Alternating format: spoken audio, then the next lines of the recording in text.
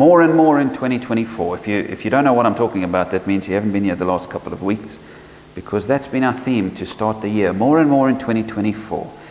And so far, as I've spoken about this, I've spoken about things we can get in 2024, right? We spoke about grace and saying we want more of God's grace in our lives this year.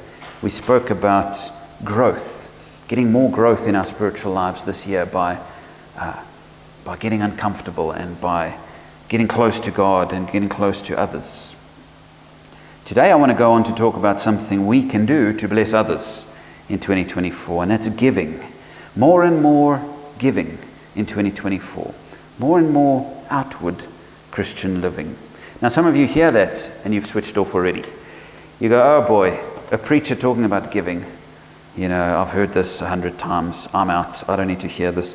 I've been to churches before where every single week they make a huge thing about the giving portion of the service, and that gives me the thrills. I always feel manipulated when a church is always trying to get you to give more money, you know. Of course, a church needs money to survive, but if you're pushing it and if you're giving it too much emphasis, you totally lose your focus.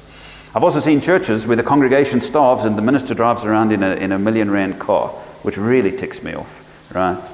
That is just evil. I'll put it out there, it's evil. So here I am talking about giving today, and I'm worried that you're going to think, this preacher just wants more for the church. That's not at all what I'm trying to get today. But I want you to leave the service thinking, I want to be a more generous person. I want to be a more giving person. I want to be a person who gives more and more in 2024, because that's the way God intended me to live. Ian Barclay said this. He said, it's sometimes said that we should give until it hurts, but Jesus teaches that it should hurt when we don't give. And I wonder if you can get your head around that. Being such a generous person that if you're not giving, it feels wrong. It feels like you're not doing what you should do. We should be such natural givers that it would seem selfish to us if we're just hanging on to everything for ourselves. And so this is the goal for today, I think, to become Christ followers who are truly generous in all of our lives. And so I'd like for us to commit one verse to memory today. If you leave with nothing else today, leave with this verse seared into your brain, okay? Because it's such a good verse and it's so short that you can memorize it. It comes from Acts chapter 20. Now, just to give you a bit of context, Paul was saying goodbye to the Ephesians. He had spent a bunch of time with the people in Ephesus, and he was saying goodbye to them, and he gave them some sort of last-minute teaching as he was about to jump into the boat and leave. And part of it, he said this to them: you should remember the words of the Lord Jesus, it is more blessed to give than to receive. It is more blessed to give than to receive. It's as if Paul was saying what I've just said. If you remember one thing, remember the words of Jesus, which is that we want to be people who give rather than people who always want to get, right? Because it's more blessed. If you look at that word blessed, the Greek word means happy, means content. You'll be more content if you're a giver than if you're a getter, a receiver, if you just want to get the whole time. And so, I want to say to you before we even get going that this church has been wonderfully blessed by generous people. Since I've arrived, at least, it's been remarkable. I've been here for 16 months or so. And in that time, I've just seen generous people sow into this community time and time again. We've been able to restore this building in a wonderful way. The hall has been restored. People have donated the computer at the back, furniture that side, all sorts of things, paint. People have given lots of money towards the work of the church so that we can restore what's going on here. So, I hope you don't hear me again saying, you need to give. I'm not trying to scold anybody here. This congregation is a generous congregation, and I'm grateful for that. And I think it's because you already know this. You know that it's more blessed to give than to receive. But maybe this is the year that we give more and more.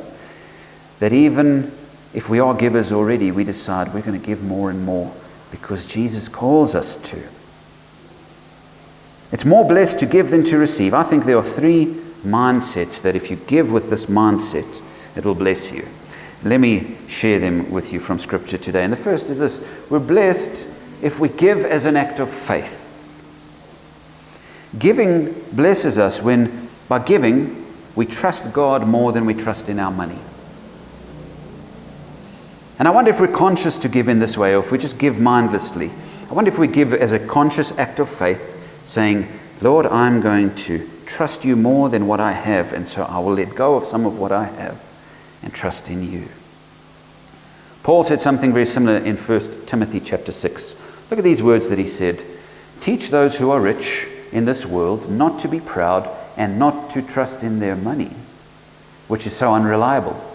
Their trust should be in God, who richly gives us all we need for our enjoyment. Command them to do good, to be rich in good deeds. That's true riches. And to be generous and willing to share. I love this. He's echoing what he said to the Ephesians, right? He's saying, teach the people in your community, Timothy, to give more than they receive, to be blessed by giving. You'll be happier if you trust God rather than you trusting in what you have. But what does that mean? I hear you saying, what does it mean to trust God more than my money? I need money. We all need money, of course, to live. Jesus actually spoke more about money than he did about prayer. Have you ever thought of that? He knew that the love of money was so dangerous in our lives that he constantly cautioned against it and cautioned people to be generous.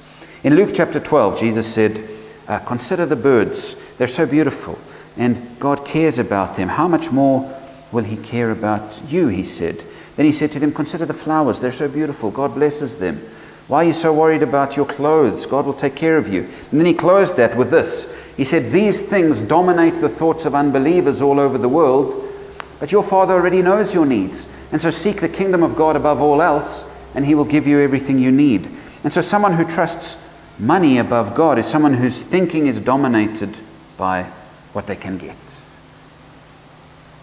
Whenever your thoughts are dominated by how you can get more, God falls down the list.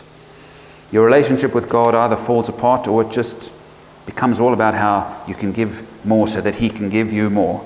And then it gets all out of sync. Your soul is always restless and unsettled when you're trusting in your money instead of in God. When you're dominated with thoughts of what you can get. But your soul can find rest if you will look at whatever you have and say, God is my treasure. God is my treasure above what I have. Now I want to play you a clip. This was a church which is now the biggest church in the world, Life Church. They've got huge campuses around the States. They've got millions of online viewers. And the pastor talks about how they, at one point, were in a lot of debt, and they decided, well, they thought about it. They thought, maybe we can start selling all of our stuff, all of our sermons, all of our resources, and that will help us get more. And then they made an interesting decision. Let's watch it. A little over 10 years ago or so, our church had grown to the place where now people around the world were starting to say, can we purchase your resources? Can we get the sermons, the videos, blah, blah, blah, blah, blah. And we were just trying to be faithful to the church. We didn't have any systems in place to do this. And let me just be real transparent when I tell you, there's a lot of money in selling resources, okay? Not only for the organization, but if I can be really transparent, the person who creates it can get royalties off that. Who would that be? That'd be me, okay? And so that was, always a reality. And so they said, can you sell it? And the problem is, we were in the peak of debt back that time. In fact, as a church, you could say we were living paycheck to paycheck. We were always, always tight. And they wanted to, can you sell these resources? And someone on the team said, what if we gave the resources away? And the minute they said that, I had two emotions. One is I thought this is absolutely the right thing to do, and the other thing is I had sheer terror because I was so afraid, okay? I'm just being real honest with you. And I remember thinking, why don't we sell the resources and give a part of that? Or why don't we sell them until we're in a little better shape, and then we'll give them away? That was our thought, okay? I took a trip to a developing nation, and this was during a time when my wife Amy was on a crazy diet kick, and we were eating no meat, okay? And then we flew to this really, really poor part of the world, and if you've ever been to a place, it was just heart-crushing.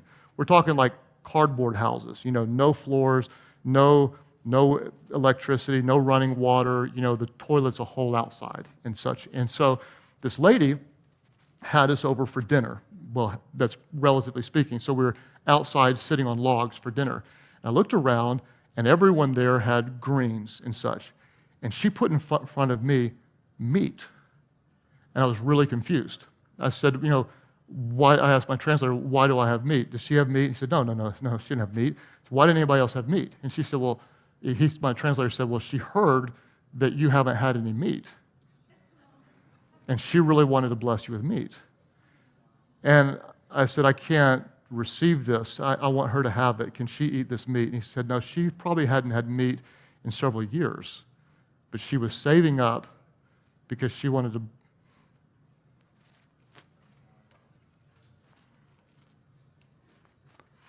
And I watched a lady who didn't wait to be generous. And I came back, and we sat in a little room, and we said, we're giving the resources away. We're giving the resources away. We're going to do it now.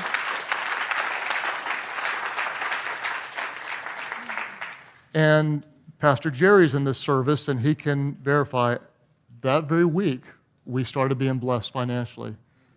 And 10 years later, we're 100% debt-free as a church, owe no man anything. And we have been blessed along the way beyond any sense of the word. Last year, there were 355,600 pastors that downloaded free resources. 355,000 pastors around the world downloaded free resources. We've given away about 9 million free resources, not counting 237 million YouVersion Bible apps to people all over the world. And as a church, we now live with this driving thought, and that is this: we will lead the way with irrational generosity because we truly believe it is more blessed to give than to receive. We will lead the way with irrational generosity. We will not wait until later. We will give now. Why? We truly believe it is more blessed to give than receive. We've actually used some of their resources. I've used it with small groups, Bible study discussions, music and all sorts, which they give away for free. And this inspired me, hearing this years ago about this church that decided, even though we could get more for ourselves and will help us get out of debt, we want to be generous. We want to give our stuff away for free and ask rather for people to help us if they can. And that's now the biggest church in the world. Worldwide, they have more people attending their services than anybody else. We as a church did something similar, much smaller scale. But here in our church, as Nazarenes, the local church is supposed to tithe to the district, which most of the churches don't. We decided last year that we were going to trust God for 30,000 Rand a month as our budget. Even though we weren't getting that, we decided we were going to tithe 3,000 Rand to the district. So it was above our 10%. We said, Lord, we're going to trust you for 30,000. We're not getting it, but let's tithe the 3,000 and trust you for the 30.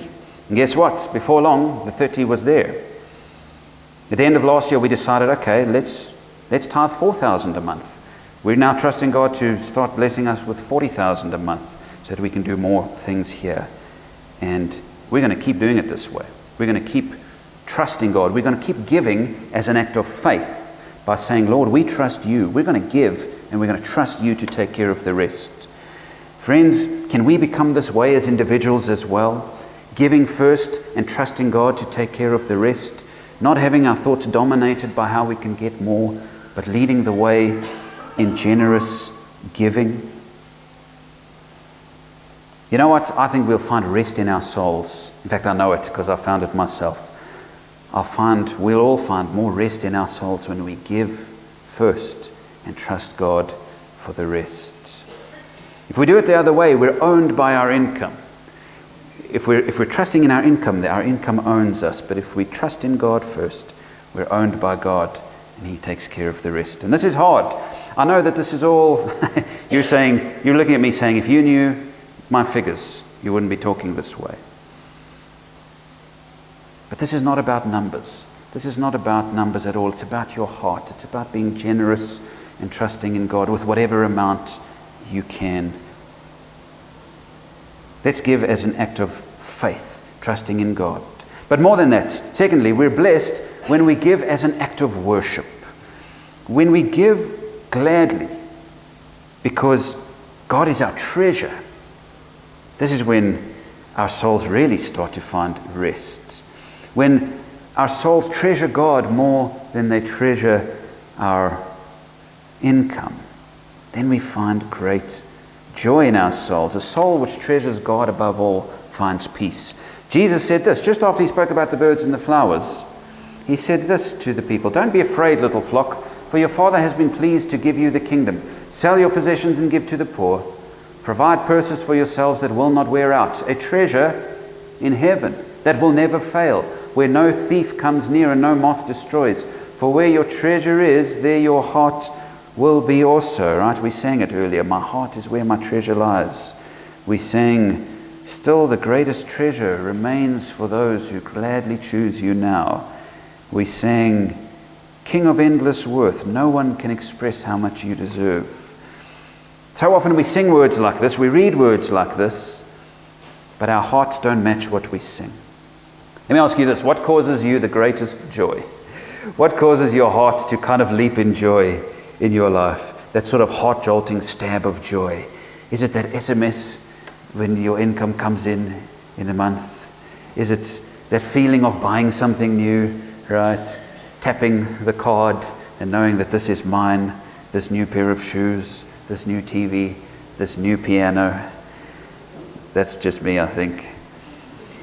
How quickly does that feeling fade, right? How quickly does that jolt of excitement at having more fade?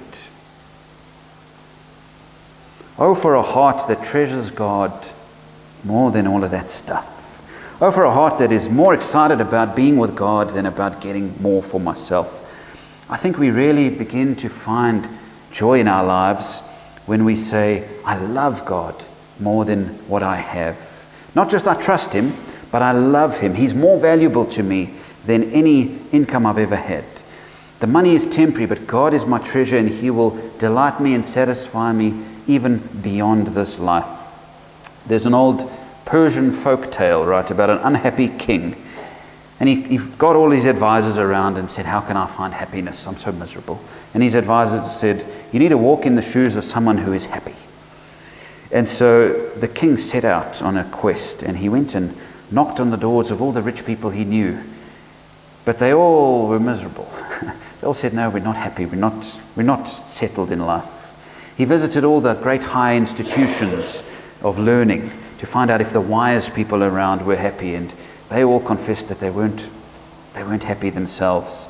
Finally, he came across a common laborer, and he was singing at his work. And the king said to him, "Are you a happy man?" And he said, "I'm happy as can be." So he said to the worker, "Let me walk in your shoes for a day." And the man said, "I don't have any shoes. I don't have any shoes." He found his delight, his happiness, not in his stuff, not in his circumstances. He had obviously found a treasure that didn't rely on his circumstances. When we treasure God more than our money and our possessions, even if He's blessed us with those things, then whatever happens, we will still be joyful and find a treasuring heart. And so are you willing to give because God means more to you? You love Him more than what you have, and so you've got a detachment from the things that you own? Oh, friends, give. Give. If you buy a jersey, give a jersey away. Right? If you have more than you need, give. Give with a joyful heart, saying, "Lord, I love you more than all of this. And so take all that I have and be my treasure." When we give as an act of faith, it blesses us. When we give as an act of worship, it blesses us. But perhaps most importantly, when we give as an act of compassion, number 3, that's when we are blessed. We are blessed when we give as an act of compassion. They'll know we are Christians by our love, right? We sing that old song. And love gives. Love gives. Love gives more than it receives. Love has compassion and cares for those in need. Be honest with yourself for a second. Does your spending and your giving reveal a love for others or a love for self? I'm not saying that you mustn't take care of yourself. Of course you must take care of yourself. You're a steward of what you have, and part of that is caring for your family. That's an act of faith and trust and compassion as well. But are you a compassionate person? Does your life reveal a giving in all that you do? Some people seem more naturally inclined to this than others, right? As I said, many of you have been very generous this year with your giving. It's been wonderful to see. Some of you, I almost forgot to mention, have given so much towards the grass, which we're going to plant at some point. We're talking about it at the leaders' meeting today. We've been blessed by computers and furniture and cleaning materials and so much more given from your hands. Many of you know this, that you want to give towards the work that is being done here. But for a lot of us, this is hard. We're hesitant to give. We come up with many great excuses not to. You know what my favorite is? I can't give to everybody. But you've got to give to somebody, right?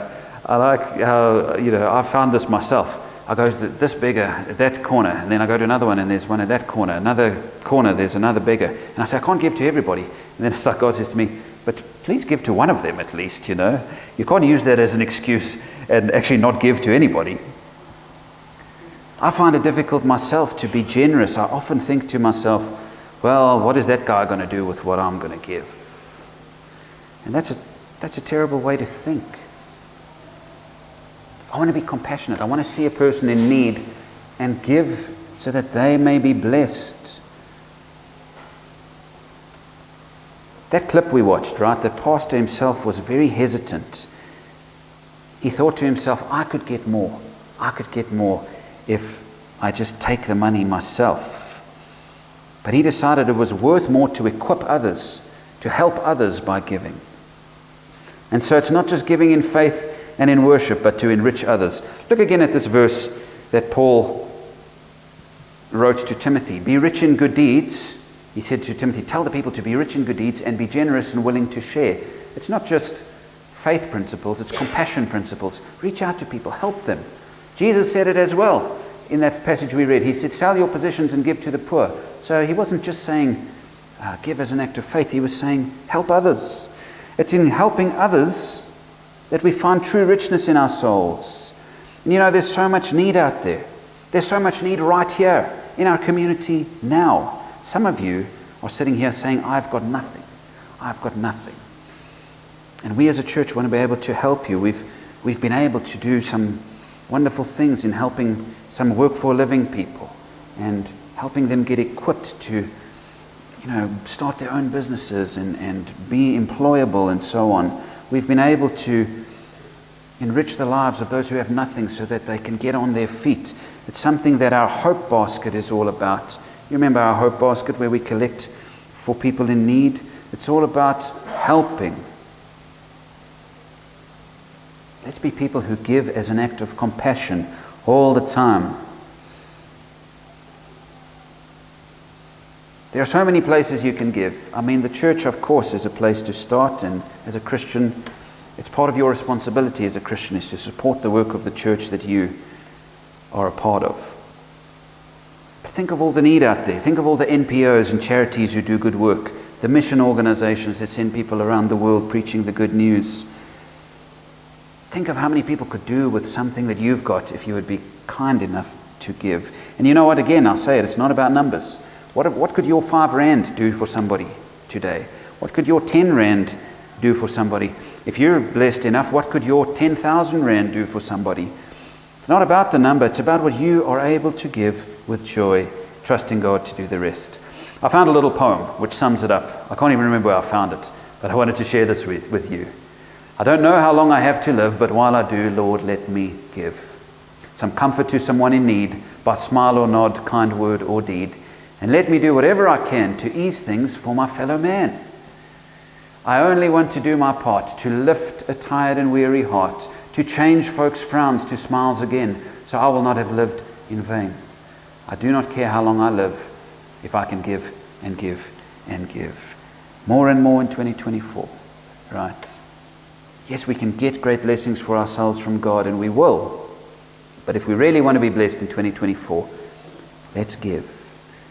Let's look for ways to give, because it's more blessed to give than to receive. And so we're going to sing a song, the three of us, while we take up the offering. And I want you to look at the words of the song as we sing it. And I'll ask the stewards to come forward and take up our tithes and offerings as we sing it.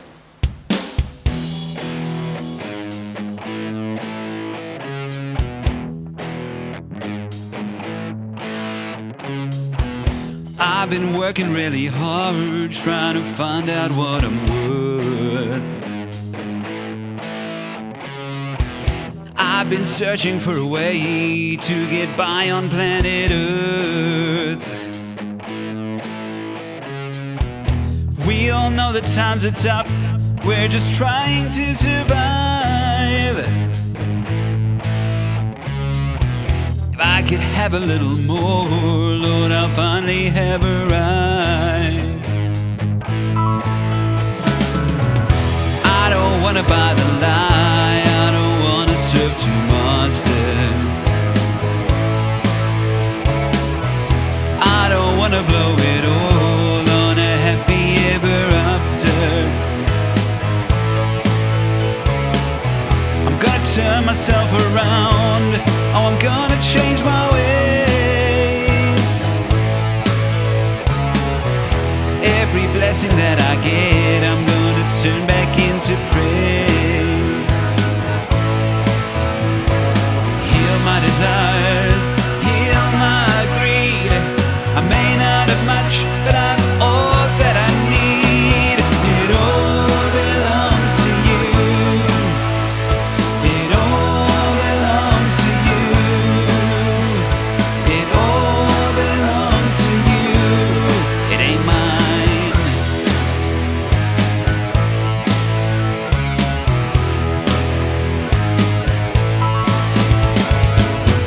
Lord, I know that this is true. Yes, it's what I do believe. That it truly is more blessed to give than to receive. So Father, take my heart and soul, take my every sense. When I surrender all control, I can finally be content. Heal my desires, heal my greed. I may not have much, but I've all that I need. It all belongs to you. It all belongs to you. It all belongs to you. It ain't mine.